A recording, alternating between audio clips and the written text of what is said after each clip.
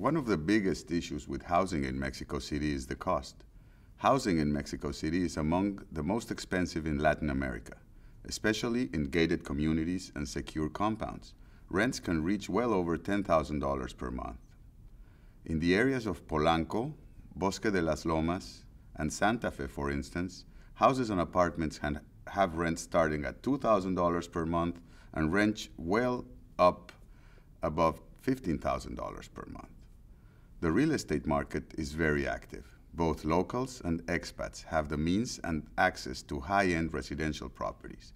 So even though new construction is always going up, there is also a steady flow of renters and buyers that keep prices going up. Right now, rental rates are increasing by 10% or more every year. And the inventory decreases considerably during the summer months because it is the busiest time of the year. And that's when most expatriates and their families decide to start looking for homes.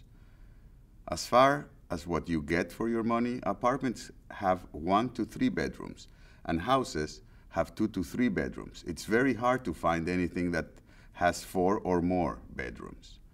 But you can find every style possible, from Mexican colonial hacienda-style houses to ultra-modern minimalist-style apartments.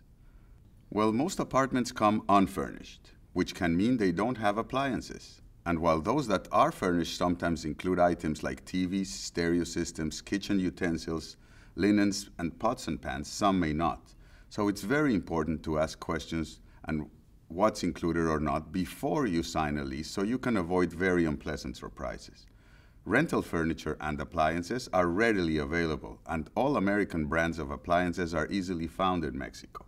It's also important to know that for your appliances warranties to be valid, they have to have been purchased in Mexico. Apartment buildings usually have security guards and control access, and many may include common areas like gyms, yards, swimming pools, and tennis courts. But balconies and terraces cost extra and are not commonly included. Mexico doesn't have a multiple listing service, so if you want to get a good selection of properties, you may need to go to as many real estate agents as possible. And you should know that they do not commonly share their listings. Also, the internet is not a reliable source for listings. Very often, properties that are shown there are either already taken or the description is not really accurate, and they are only being advertised so that the agents can lure you in and show you other properties they have in inventory. Landlords do not sign exclusive listing agreements either, so any properties that you might be shown are already being shown by many other real estate agents. The only way to secure a contract and make sure that the landlord will not keep showing his property to other interested renters is by signing a lease and paying the security deposit, typically 1 month's rent. Otherwise, they feel at liberty to keep showing their properties. Prices can vary even for the same property. Everything is negotiable, including maintenance fees and certain repairs that our clients request normally, like painting, changing locks, and so on. Well, it's important to know that in Mexico, a guarantor is always required when it comes to signing a lease, so most companies need to be prepared to sign for or along with their employee. The lease term is usually for 1 year and then renewable for 1-year periods after that. Lease agreements should always include a diplomatic clause in case of early termination, as well as a pre-negotiated maximum increase in rent in case of renewal, and a very clear list of what the landlord's and the tenant's responsibilities are. Rents are negotiated to include monthly condominium fees, but utilities are not included in rent. Most utilities remain in the landlord's name, but internet and cable TV are signed up by the tenants, and those contracts are for a mandatory 12 to 18-month period with very hard penalties for early termination. All are easily paid via internet or at most supermarkets. Tenants should keep copies of all their paid utility bills. Tenants are expected to be responsible for repairs caused by normal wear and tear, and it can be very difficult to get security deposit back from the landlord if the property has had any damage, or all pay utility bills are not handed over to them when you vacate the premises. Assignees need to be vigilant about the traffic situation and neighborhoods where they are considering living. Mexico City has over 5 million cars on surface every day. Traffic jams, especially in the early morning and evening, are common and sometimes can mean an extra couple of hours to reach your destination. Living, working, and going to school, all in the same area, are key factors when selecting a property in this city. There's five international schools in Mexico City. Some of them work with the International Baccalaureate program, and this makes it very easy for families who will be probably relocating again in a few years to make sure that their children will be able to enter schools with similar curricula and in other parts of the world. The international schools are always in high demand, and very few places become available each year. For this reason, it's important to start the enrollment process as soon as possible, because hundreds of families will be looking to enroll their children at the same time in the same schools. The school year starts in August and ends in June for all schools. Schools are open to receive applications year-round, but the best months to apply are February and March.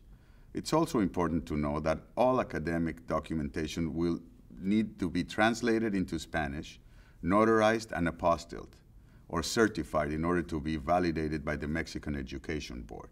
The apostille is a stamp that many countries provide. It validates that the documentation is legally valid in other countries. Assignees must start getting the documentation translated and apostilled as soon as they can. The highest quality private medical services are available in Mexico. In fact, several of its hospitals are considered among the best in Latin America.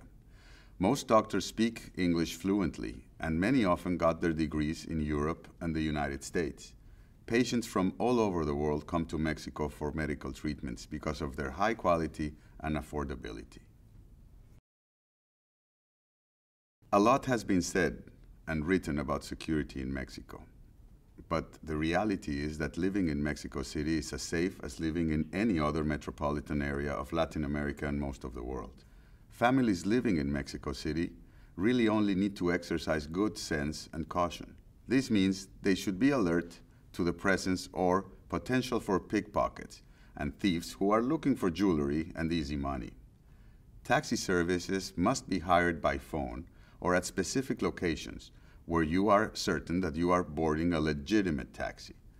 We recommend our clients that they keep a low profile, be discreet, and don't wear jewelry or drive luxury or sports cars. Again, most importantly, exercise caution, the same as you would any other place in the world. Most expats don't have drivers. Most of them drive themselves to work, but our driving habits are a bit different than you would find in the US. So if you learn how to drive in Mexico, you probably learn how to drive any other place in the world. Assignees will find that living and working in Mexico is scheduled differently than in many other countries. A normal workday can start at 9 a.m. If you have a lunch meeting, it can take 2 hours, and many employees stay in the office until 7 or 8 p.m. on most workdays. Relationships are also key in Mexico. Meetings can take much longer because of all the small talk, but it's necessary to create a bond between parties before the actual meeting happens.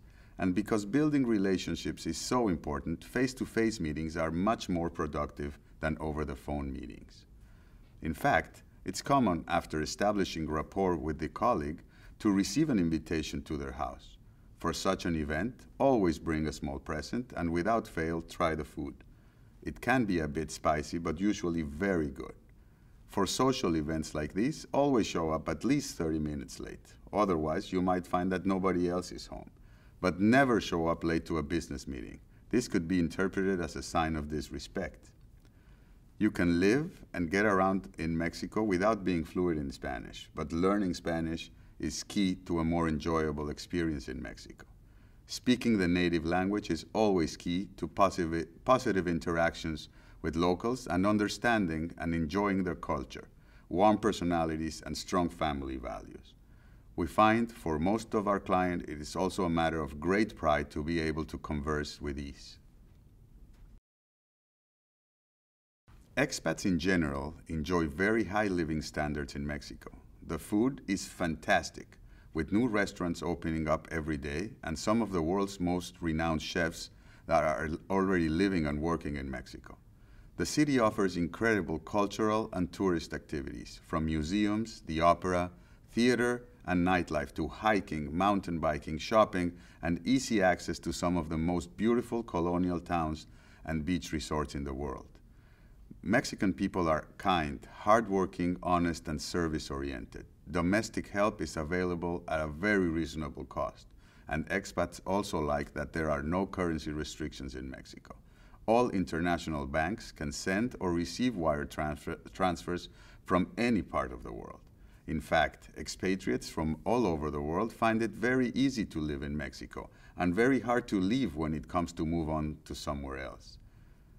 Estamos seguros que México te fascinará.